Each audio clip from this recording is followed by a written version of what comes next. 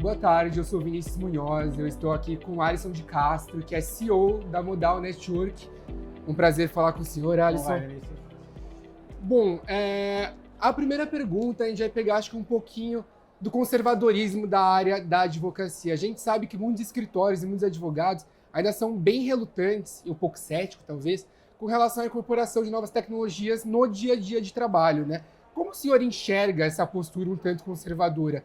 E os escritórios que não se adequam a essas novas normas, eles estão ficando para trás? Vinícius, é interessante a sua pergunta, muito boa colocação, porque a gente tem que entender um pouco de onde vem a área jurídica no nosso país, né? Ela vem de bancas familiares. Sim. Né? Então, essa origem dela é que faz com que a gente tenha essa questão da tradição. Fora também que o direito brasileiro, diferente do direito americano, ele é um direito muito baseado na materialidade. Então você pega uma origem tradicional conservadora, mais a excessiva materialidade, procedimental, então você vai ter esse cenário que a gente vê. Agora, o fato também é que a tecnologia ela veio, a inovação ela vem e na verdade ela não vai pedir licença. E aí está feito essa confusão, né? Então, quando a minha área de especialização chama-se Humanidades Digitais, né? E a Humanidades Digitais ela estuda exatamente essa integração entre o ser humano e a área tecnológica. Essa resistência que há é uma coisa natural do ser humano, para toda mudança, né? É biológica essa resistência. Então, ela vai acontecer. Ela vai acontecer. Agora, a questão é como a gente vai gerenciar isso. Né? Agora, também, por outro lado, não há como fazer uma resistência. Não há como negar. Eu acho que até a minha segunda pergunta vai de encontro com essa área de especialização. Quando a gente fala de mudança tecnológica, a gente tem que sempre pensar que o advogado ou o profissional está ali no meio. E ele é parte dessa mudança, né?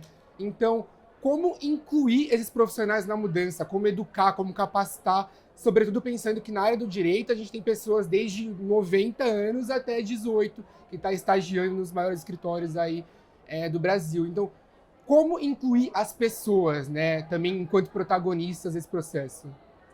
Isso é interessante, né? A minha formação, a primeira formação, ela é na área de tecnologia, de automação industrial, eu sou da área de software, né? E depois direito, enfim, né? E outras especializações. E o que a gente tem que entender é que o ser humano, ele é um animal analógico, ele não é digital. Né? Então, Digital é muito novo.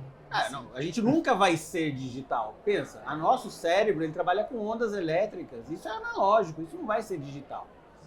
Então, assim, tentar encaixar o ser humano dentro, né, é o redondo no quadrado, não vai encaixar.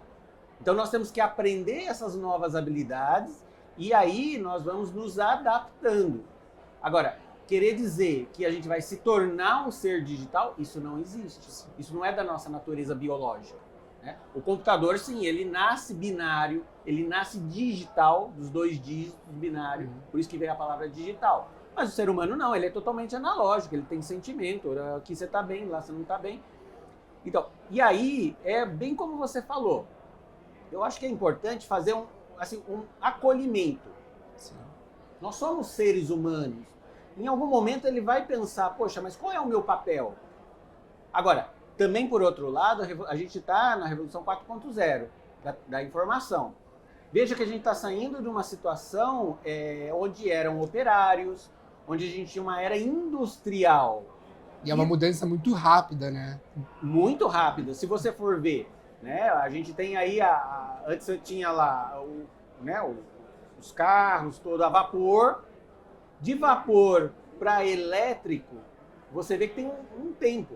Mas quando surgiu a eletricidade para o digital, para essa tecnologia digital, é muito pouco tempo. Né? Então, assim, nós temos que ter um tempo de adaptação, né? Mas, por outro lado, também, a tecnologia é sedutora, extremamente sedutora, né? Rápida, dinâmica. Então, todo mundo também quer surfar nessa onda. Tá? Mas a grande verdade é que cada pessoa tem o seu perfil. Né? Então, algumas gostam mais, outras gostam menos. E talvez essa resistência que você mencionou, ela vem da falta de empatia. Será que esse meu profissional, esse meu colaborador, qual é a habilidade dele com relação a tecnologias? Né? Um gosta mais, outro gosta menos. Então, talvez passar a régua, tentar nivelar, talvez esse seja um engano. E acho que pegando essa questão de ser muito recente, a gente não tem uma perspectiva a longo prazo também dos efeitos, das consequências do digital no ser humano, né? O senhor consegue dar também um insight, assim, do que você prevê para o futuro? Essa relação cada vez vai ficar mais próxima, vai ter mais consequências também na mente do ser humano? Com certeza, né? Veja, a gente já começa a observar alguns resultados, né? E como toda tecnologia na humanidade, ela traz benefícios e às vezes pode trazer alguns malefícios, né? Então há que se experimentar tudo isso. Agora, o fato inegável é que isso veio para ficar. Então, não é uma coisa passageira, definitivamente não é. Então nós precisamos estudar, fazer esse acolhimento. E o fato também que a gente percebe na área de tecnologia são os robôs. Esses robôs, eles vão automatizar. Mas eles automatizam o quê? Processos manuais, processos mecânicos. Então, por exemplo, se você tem uma função dentro do seu escritório, que é copiar e colar, essa função não vai mais existir.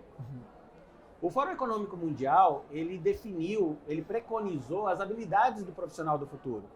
E se você for ver, procura no site, né, do Fórum Econômico Mundial as habilidades do profissional do futuro. Ali não tem nenhuma habilidade técnica. O que tem ali? Gestão das emoções, criatividade, gerenciamento de problemas complexos. Veja o que aconteceu com a gente nos últimos 2 anos. Que é problema mais complexo que esse? Não tinha manual. Alguém tinha algum manual de como lidar com uma pandemia mundial? Não. Então, é esse tipo de coisa que vai vir, né? Por outro lado, as coisas mecânicas, de execução sincronizada, frequente, isso definitivamente será substituído pela automação. Perfeito. Acho que, enfim, só para finalizar também, como ficar a par, né, dessas mudanças? Elas são extremamente rápidas, acontecem de uma hora para outra, então muitas vezes a gente se perde. Quais competências treinar para, enfim, entrar no mercado de trabalho, com o psicológico também, né? Bom, também não sacrificar o seu psicológico em detrimento de uma habilidade digital. A FENALOL, por exemplo, acontece uma vez por ano, né? Então, como ficar a par que não desse meio físico? Aí você coloca uma coisa interessante. A gente vem de uma sociedade competitiva e agora nós estamos no momento colaborativo. Não tem como eu saber de tudo. Isso não existe. Eu vou ficar doente. Então, eu tenho que ter foco, né? Então, você vai fechar o seu foco naquela matéria que é a tua habilidade principal. E no que não é a tua habilidade principal, você vai achar parceiro. Então, o Vinícius, ele é um cara aqui de comunicação. Eu não sou lá tão bom de comunicação, o que eu vou fazer? Eu não vou fazer um curso de Não, Vinícius, chega aí. A gente vê isso quando a gente vai, por exemplo, para o Vale do Silício, né? Eu costumo visitar vários ecossistemas de inovação ao redor do mundo. E foi muito interessante, rapidamente aqui, uma conversa que a gente teve com um brasileiro lá da Google. E ele estava há 1 ano na Google e ele já era responsável pelo aplicativo do iPhone. Achei isso fantástico, maravilhoso. E aí eu falei para ele assim, como é que funciona esse negócio aqui que não tem chefe? Porque lá não tem chefe, como a gente tem aqui. Ele falou, olha, funciona da seguinte forma. A Google coloca os objetivos do ano e eu tenho que desenvolver projetos ligados a esses objetivos. Porém, eu tenho que chamar um colega para me ajudar. Olha que interessante. Vamos supor, Vinícius está aqui. Vinícius, eu preciso fazer um projeto. Vamos supor, por exemplo, que eu seja um cara mala. Eu chego para você, Vinícius, você me ajuda? Você fala, Alisson, não vai dar, cara, eu tô lotado. Eu não vou atingir meu objetivo, eu vou ser expurgado do sistema de forma natural. Agora, eu sou um cara bacana, legal, sei trabalhar em equipe, fala, Alisson, vamos junto. E aí você também me ajuda aqui. Percebe? A Google conseguiu gerenciar essa situação.